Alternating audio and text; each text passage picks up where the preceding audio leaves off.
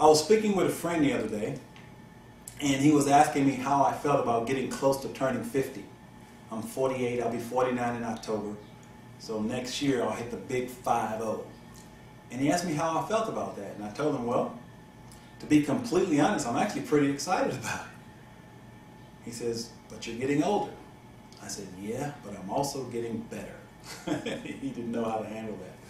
So we kind of laughed and joked a little bit about it, but it really got me thinking about this whole thing called midlife crisis for some men.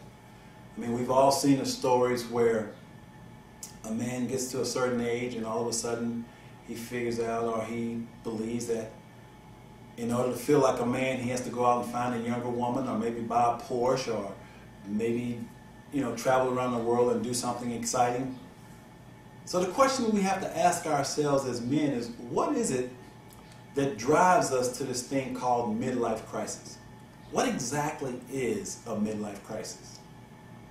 Well, I don't have a scientific explanation for what a midlife crisis is, but I will say that I believe the reason men go through this crisis is because we haven't taken the time to truly discover who we are, and we haven't figured out what we're really passionate about in life. And so as time progresses and we start getting older, we realize, or we feel like, man, I really didn't accomplish a lot with my life, so let me try to do some things to feel like I've accomplished something. And so I say the way to remove this thing called midlife crisis from a man's consciousness is to, number one, help him discover the things that he's passionate about. And the fact of the matter is, each man individually must come to that decision on their own. You have to decide what it is that you are truly passionate about. What is it that lights you up?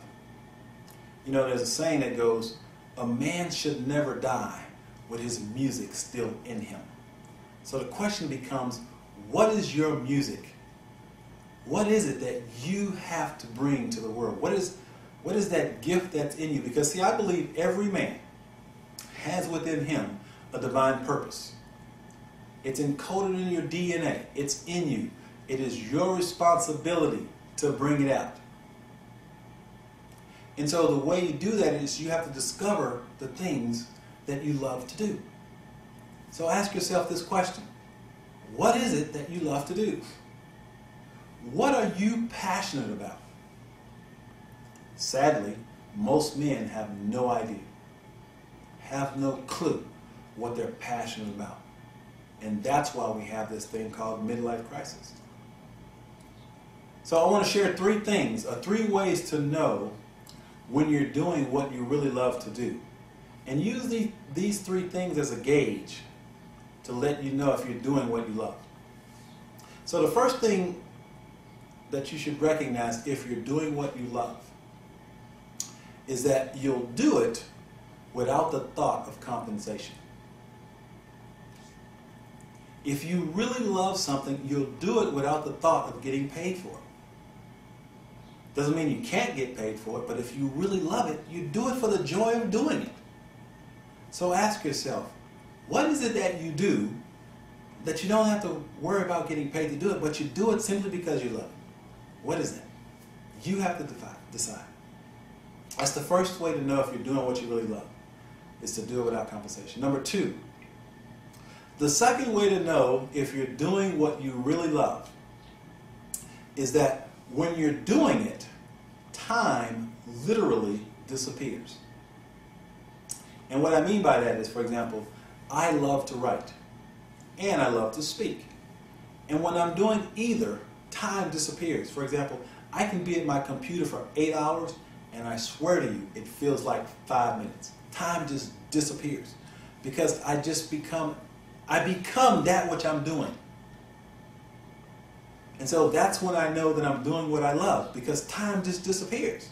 And there's just not enough time to do what I want to do. So that's the second thing. The third way to know when you're doing what you really love is that you'll want to share it with other people. So whatever it is that you love to do, I can assure you, if you really love to do it, you'll want to share it with other people. For example, I love writing, so I love sharing my books. I love speaking, so I love giving speeches. It is up to you to figure out what it is that you love to do. And so no matter what age you are, it's important that you ask yourself that simple question. What do I love to do? And if you can't answer that question, now is the time for you to begin asking that question. So what is it? What is it? And I can assure you that if you're able to answer that question, or shall I say, when you're able to answer that question, you'll never have to worry about a midlife crisis. Because your life will be an expression of your joy and your passions. And when you have that, you don't have to look outside of yourself for anything. So I hope that you'll take this to heart. Give it some thought. Take some time to really think about it. As a matter of fact, get a piece of paper. Start writing out the things that you love to do. And guess what? Just do it. Take Nike's advice. Just do it. Find the thing that makes your heart sing, and you won't ever have to worry about a midlife crisis.